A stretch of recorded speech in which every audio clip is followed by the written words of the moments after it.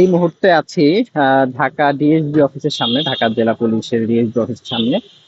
যেখানে হচ্ছে বিভিন্ন তথ্য কেন্দ্র থাকে, তদন্ত কেন্দ্র থাকে, এবং হচ্ছে বিশেষ করে পাসপোর্টের যেখানে হচ্ছে ভেরিফিকেশনের যে আবেদনটা সেটা আছে। এটা একদম একটা লেখা আছে। এই যে যে এতদিন হয়ে গেছে, সমস্যা সব সমাধান হয়ে গেছে, এসবি অফিসে তো আসলে কোনো সমস্যা হয়নি। এইচডি অফিস সব ঠিক আছে, কাগজপত্র ঠিক আছে। এখানে ওনাকেও হচ্ছে এমন না যে উনি আসলে মানুষ মারবে।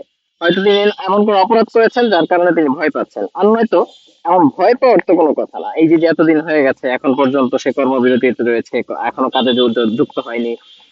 স্বরাষ্ট্রমন্ত্রী বারবার বলেছেন যে বৃহস্পতির মধ্যে কাজে যুক্ত হবার জন্য, তারপর এখন পর্যন্ত তিনি কাজে যুক্ত হননি।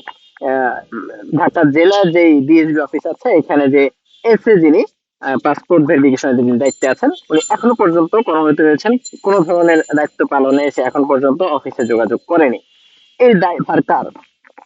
তার যে স্যালারি থেকে শুরু করে তার যে নিয়ম নীতি আছে, ডিউটি জয়েন করবার বা কর্মবিরতি থাকবার, তার ব্যবস্থা কে নেবে? এই ব্যবস্থাগুলো কি পরবর্তীতে নেওয়া হবে?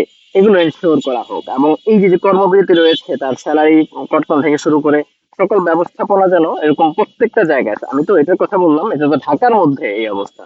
আর ঢাকার বাইরের যে কি অবস্থা, সেটা আরো আরো বাজে অবস্থা।